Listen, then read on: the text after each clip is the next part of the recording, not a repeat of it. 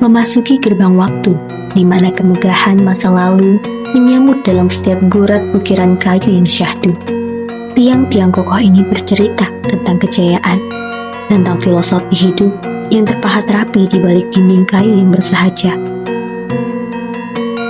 Pancaran emas dan lampu teranam merengkuh jiwa dalam kehangatan, dan disinilah setiap sudut ruangan memiliki napas dan maknanya sendiri. Sentuhan jemari pada pusaka warisan, sebuah penghormatan bagi leluhur yang menjaga marwah budaya. Lihatlah peraduan megah ini, saksi bisu upacara adat yang sakral, dihiasi kaca patri yang menari indah.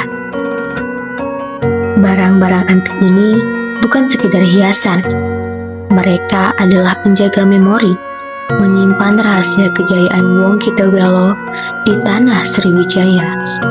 Rumah Limas, sebuah simfoni arsitektur yang melampaui zaman, tak lekang oleh panas, tak luntur oleh waktu. Kebanggaan abadi dari Palembang untuk dunia.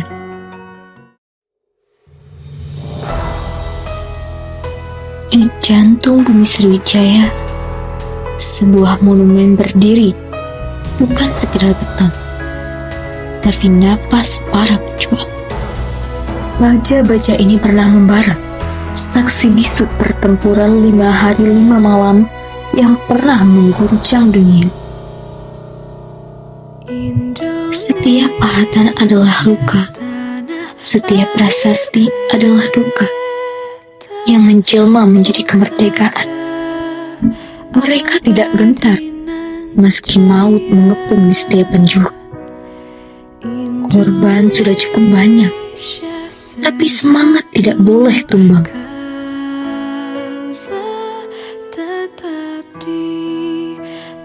Darah dan air mata kini telah menjadi hening yang damai di bawah langit kota Palembang.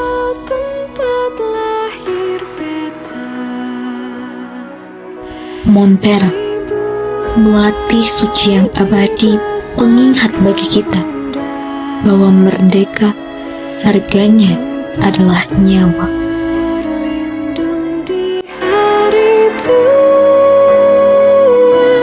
Sampai akhir menutup mata. Perjalanan kami masih berlanjut. Meninggalkan megahnya ukiran masa lalu, langkah kami kini tertuju pada tempat di mana mimpi-mimpi besar sedang dirajut. Madrasah Aliyah Negeri 3 Kota Palembang bukan sekedar gedung sekolah, melainkan rumah bagi para inovator masa depan. Di sini, tradisi dan teknologi berjalan beriringan. Kami menyebutnya Madrasah Smart Digital, tempat di mana jari-jari kami terbiasa dengan layar, namun hati tetap terpaut pada nilai-nilai agama yang kuat. Deretan piala yang menumpuk, mereka adalah bukti dari setiap tetes keringat dan malam-malam panjang yang kami lalui. Di perpustakaan ini, di antara tumpukan buku dan cahaya lampu, kami sedang menuliskan sejarah kami sendiri untuk negeri dan untuk masa depan. Bukan hanya soal angka dan nilai. Di sini kami belajar tentang arti sebuah keluarga. Dari hangatnya tegur sapa di kantin, hingga semangat yang membara di bawah langit Palembang. Man 3 adalah tempat kami menemukan jati diri. Bagi banyak orang, ini mungkin hanya sebuah akhir dari kunjungan. Namun bagi kami, setiap sudut sekolah ini adalah saksi bahwa perjuangan baru saja akan dimulai. Dan di sini, perjalanan kami dimulai.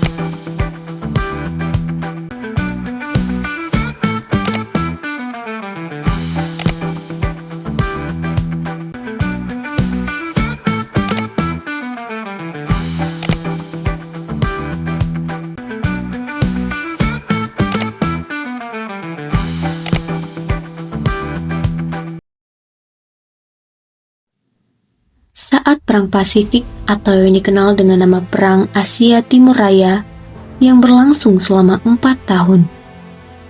Jepang mengalami beberapa kekalahan dan menuju ambang kehancuran. 6 Agustus dan 9 Agustus tahun 1945, Hiroshima dan Nagasaki dibom oleh sekutu, membuat Jepang semakin terpelosok dalam lubang kekalahan. Sampai akhirnya, tanggal 14 Agustus 1945, Jepang menyerah tanpa syarat kepada sekutu.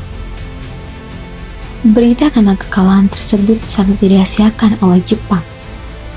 Bahkan, semua stasiun radio disegel oleh Jepang. Tapi ternyata, siaran tersebut tertangkap di Indonesia. Dan Sultan Syahrir mendengarnya.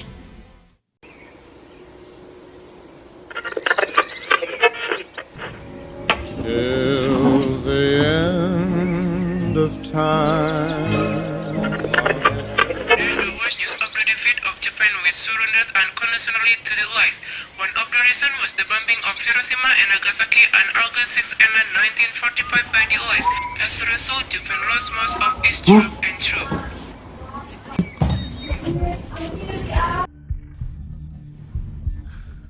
Cak mana Bung tentang kemerdekaan kita ini?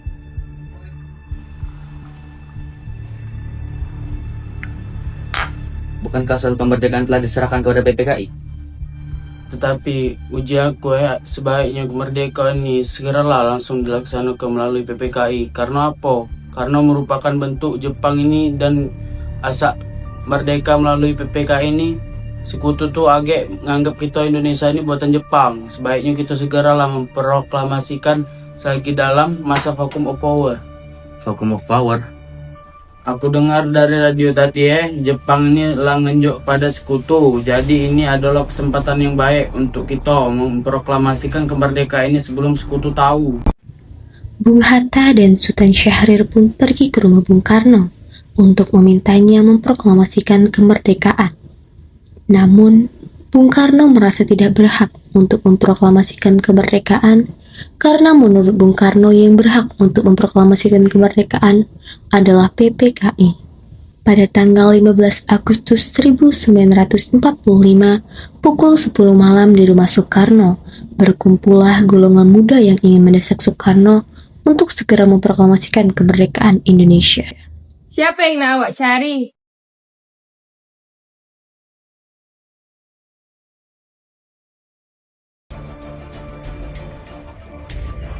Ada maksud apa saudara-saudara?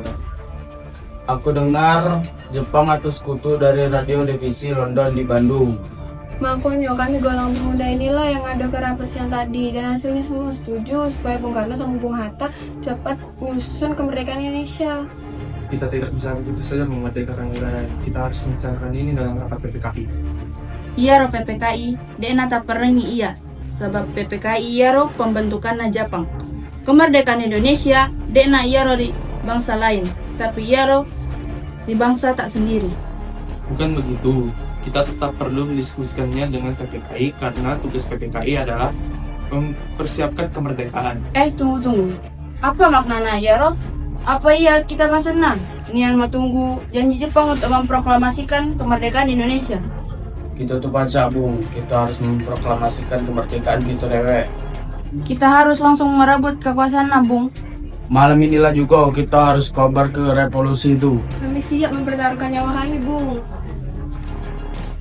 Asal Bung Karno dan tindak dan cepat, pasti ada pertumpahan darah dan pembunuhan besar-besaran di besok harinya. Ini batang leherku. Kalian semua seret saya ke pojok itu dan potong leherku malam ini. Kalian tidak usah menunggu besok hari. Golongan muda yang tidak dituruti keinginannya untuk segera memproklamasikan kemerdekaan membawa Soekarno dan Hatta ke Rengas Dengklok untuk diasingkan. Golongan muda terus saja mendesak Soekarno dan Hatta untuk segera melakukan revolusi. Cak mana amen omongan Jepang tuh cuman janji. Harus berapa lama lagi kita nunggu Jepang, Bung? Kita nih harus memproklamasi kemerdekaan itu sekarang juga. Ika kesempatan kita untuk merdeka. Jepang iya Ranele. Jadi apa lah mau kita tunggu pale? Jepang pasti memerdekakan kita, tapi bukan sekarang. Kami tidak setuju, Bung. Kami nak kemerdekaan tuh hasil dari jerih payah kami dewek, bukan dari hasil Jepang. Itu benar, Bung. Kalau kita merdeka karena hadiah Jepang, berarti kita bentukan Jepang dan kita bakal dijajah lagi. Calm down, please. Anti Bung Karno, Bung Hatta first. Bung Karno, Bung Hatta, if you truly have a thought about the future, fine. But I'm confident Indonesia can rise and capitalize on this situation. In this opportunity, one can do twice. Apakah kita bisa? Apakah semua yang mungkin kita lakukan?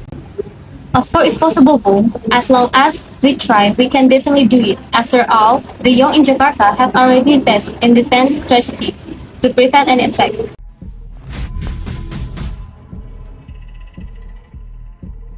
Baik, kita akan memproklamasikan kemerdekaan.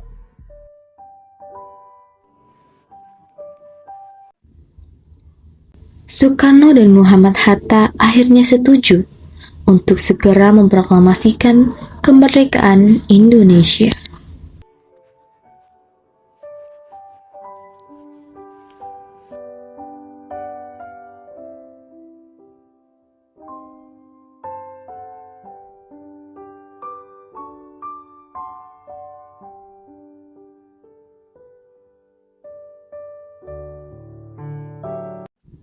Rumusan teks proklamasi ditulis oleh Soekarno di rumah Laksamana Meda dan diketik oleh Sayuti Melik.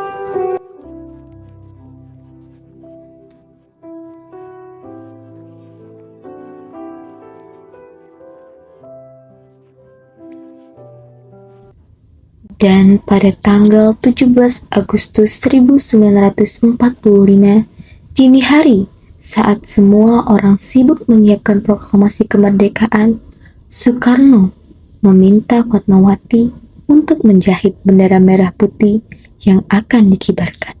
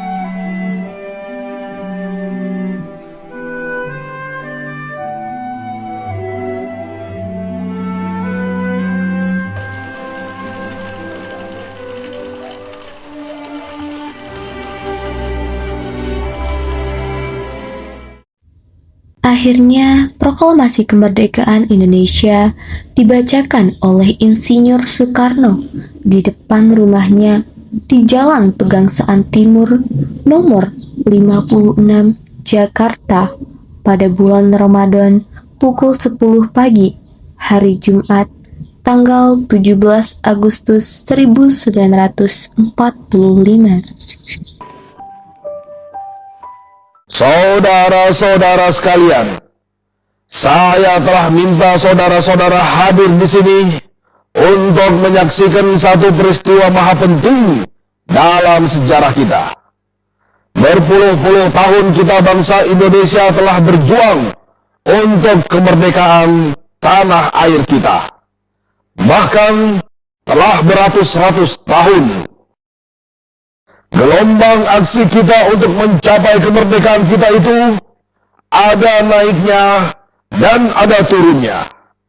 Tetapi jiwa kita tetap menuju ke arah cita-cita. Juga di dalam zaman Jepang, usaha kita untuk mencapai kemerdekaan nasional tidak berhenti-henti. Di dalam zaman Jepang ini, tampaknya saja kita menyandarkan diri kepada mereka. Tetapi pada hakikatnya, tetap kita menyusun tenaga kita sendiri. Tetap kita percaya kepada kekuatan sendiri. Sekarang, tibalah saatnya kita benar-benar mengambil nasib bangsa dan nasib tanah air di dalam tangan kita sendiri. Hanya bangsa yang berani mengambil nasib dalam tangan sendiri akan dapat berdiri dengan kuatnya. Maka kami tadi malam telah mengadakan musyawarah dengan pemuka-pemuka rakyat Indonesia dari seluruh Indonesia. Permusyawaratan itu seia sekata berpendapat bahwa sekaranglah datang saatnya untuk menyatakan kemerdekaan kita. Saudara-saudara, dengan ini kami nyatakan kebulatan tekad itu. Dengarlah proklamasi kami. Proklamasi kami, bangsa Indonesia, dengan ini menyatakan kemerdekaan Indonesia. Hal-hal yang mengenai pemindahan kekuasaan dan lain-lain diselenggarakan dengan cara saksama dan dalam tempo yang sesingkat-singkatnya. Jakarta, 17 Agustus 1945. Atas nama bangsa Indonesia, Soekarno Hatta. Cara pengibaran bendera merah putih. Saudara-saudara, kita sekarang tidak ada satu ikatan lagi yang mengikat tanah air kita dan bangsa kita. Kami bangsa Indonesia dengan atas nama bangsa Indonesia, Soekarno Hatta. Negara Republik Indonesia. Insya Allah Tuhan memberkati kemerdekaan kita itu.